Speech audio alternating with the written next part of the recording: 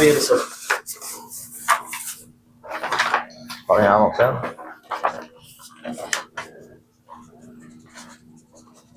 Okay, mild lang. Mild lang. Maganda pa naman yung tuhod mo. Mild twist lang. Pag ano eh, sakit eh, pag di na nakakalaro basketball eh. Okay, knee joint is intact. Bone mineral sign within normal limits. Okay pa nga ito eh. Ang nangyayari dito, alam mo bakit? Ayan, umangat yan. Ayan ha. Mild lang yan. Tapos, malamang, actually good pa yan. Pero yan kasi meron dyan nakakross na ACL, PCL. Maaring yung pag pumupwersa ka na, ouch! Oo, sakit. Ouch! Opo. Pero, iyayanigin ko lang yan eh. Tsaka pagka yung tumatakbo, di ko kaya sa ito. Tsaka dito. Sa gitna. Tsaka ito, parang dito. Parang pag ganun, sa medial. Sinabi nga siya sa akin, dito medyo umuusog daw. Ayan nga eh. Pero mild pa yan. Mild lang. Mild pa yan. Wala pa yan. Hindi na ako makatakbo daw. Ano ba nangyari kasi sa'yo before? Merong ano ako eh. Higa ka. Ano nangyari sa'yo? Gumanon sa basketball. Di ba? Mild twist. Sige. Ang mahalaga, walang mga crack. Walang mga... Pagka, hindi ko may sumasakit. Sige. Sariling kilos pa lang, sakit na. Ang gagawin mo diyan, i-massage mo to, di ba yan? Straight mo. Gumagalaw yan, di ba? So, Minsan di ka mo, papapansin mo sa x-ray, nakapag ano, no? Sabi gumilid ng ganon. Ibalik natin.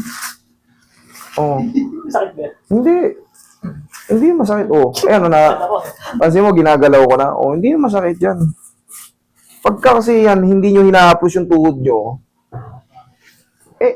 anong mangyayari? Lalong may i-stuck yung mga, yung mga tendons nyo, mga muscle nyo. Kailangan kasi yan, ito, katulad niya, may patellar tendon na tinatawag yan. Sabi mo, sumasakit yung pag ganyan, sumasakit pag ganon. Ito, sabi ng doktor, lumis ng pag ganon. O di, ganon-ganonin mo. Naglalaro yan eh. Ito pag tumatalon, yung babersahin mo talon, ito sakit. Sakit na yan, sige. Dito dyan din. Ay, pahingin pa, Roy. O yan, nagalaw na natin. Wala naman ang sumasabit. Isa yan sa mga sign na maganda pa yung tuhod mo pag ito gumagalaw. Pero pag yan hindi na gumagalaw, tapos minsan mo siya nagalaw, tapos parang may sumasabit na buhangin sa loob, ay sigurado severe osteoarthritis ka. Pero ito sa'yo, wala.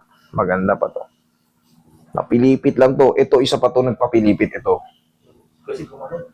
Oo, ito. Gumalaw to, Kasi idol. may naramdaman na ako. Pero di ko hindi eh. Parang naramdaman, ilaro ko pa. Nung huling laro ko, 1 buwan na. Pagkataas ko na laro, yun ang naramdaman. Tumutunog, sakit din.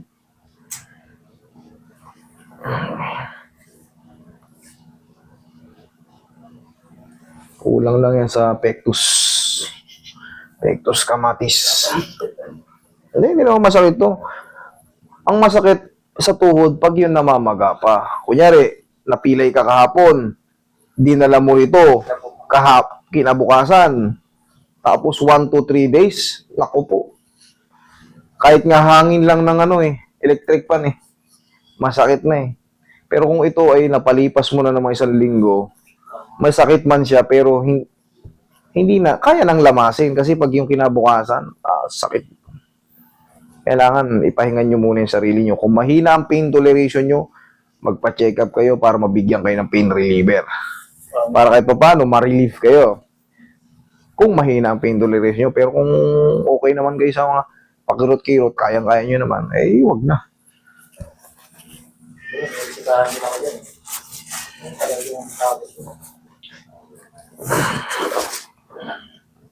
Relax lang. Eto na. Para mausog yung gitna. Para mawala yung pagkaipit ng... huwag mong labanan. Hindi na masakit yan. Yan. Hindi na masakit yan. Kahit ilang palo yan, hindi masakit yan.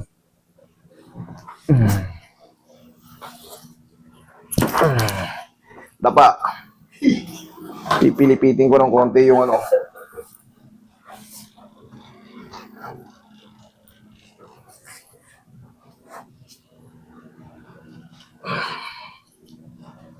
ayos na yan. Ihaya. Ayos na yan. Ayun, Pauroy. Ngayon, bago ka makalaro, pahinga mo muna to ng mga para mag-establish yung bagong position na to. Kahit mga 2 to 3 weeks, balik ka sa court. Ibabalik ko pa rin. Wala na. Maliban na lang kung may natumba ka o kaya naglaro ka, napuwersa ka ulit. Pero ito, wala, one shot deal to. Ito. Kailangan mo lang ng 2 to 3 weeks para makabalik sa court. Hindi na yung wala na talaga. Pinag-i-establish na natin para matigas na yung tuhod mo ulit. Ito kasi gumalaw to. Ito gumalaw to. Yun lang naman ang binabalik ko dyan. Tapos yung sa gitna, kusa nang magsushoot yun pag niyanig mo yan. Pero yung pain na pag yung tatalog, yung conference, Check mo, tumalong ka. hindi ko kaya. Subukan mo. Habang nandito ka pa. O, magsinelas ka. Matakot na nga. Kahit yung simpleng ganyan lang muna, oh. Oh. Meron pa rin ang nararamdaman dito. Meron ka pa nararamdaman? Okay, higa pa ulit. Pagka yung tumatawag na rin. Pag konti na lang, okay na yun. Magpahinga ka lang ng pero kung masakit pa rin talaga, hindi po pwede. Kailangan, yung ganitong kasakit, mga lahati siya or humina pa. Yun ang kailangan na tamang pakiramdam pag nagpa-adjust. Meron pa raw dito. Ito? Okay, sige. Ang minor conference na ito. Pag-anak po. Na-trauma ka na, kaya ayaw mo ng Oo. Ayaw nang tumalon eh. Baka di ko kaya. Nakakatalong ka naman kaso, siyempre may pain pa ng konti. Pero siyempre hindi pwedeng tumalon. Paano kung naiwan tayo sa ganyang atas? Dahil takot ka tumalon, mamamatay ka. Tumakbuat naman. Patatakbuhin kita. Parang makakalas.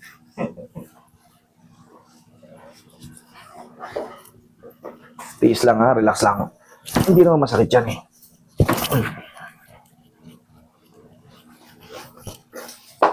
Roy.